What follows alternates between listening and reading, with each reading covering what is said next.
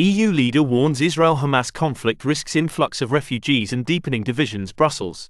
European Union Council President, Charles Michel, has issued a stark warning about the ongoing Israel-Hamas conflict, stating that it could potentially trigger a surge in refugees heading for Europe.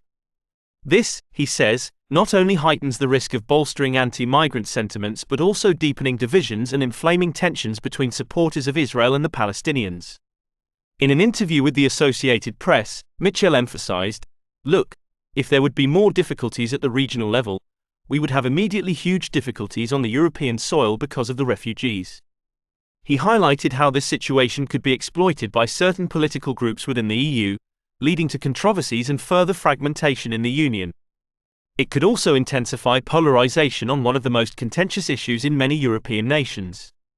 The EU Council President stressed the importance of not importing the tragic conflict into the EU. He further added, "This is not the time to have more difficulty because we will import conflicts into the EU." With the EU-US summit in Washington scheduled to take place in a week, the EU and the United States find themselves engaged in frantic diplomatic efforts to prevent the escalation of the war.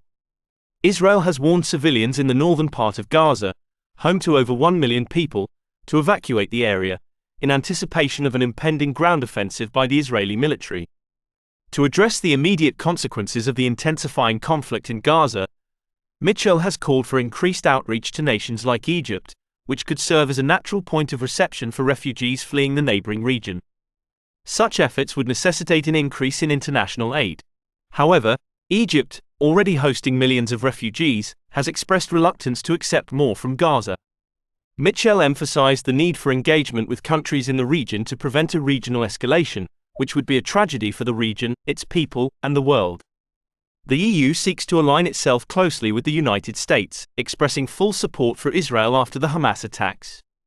At the same time, they are urging Jerusalem to ensure that any military actions in and around Gaza adhere to international law.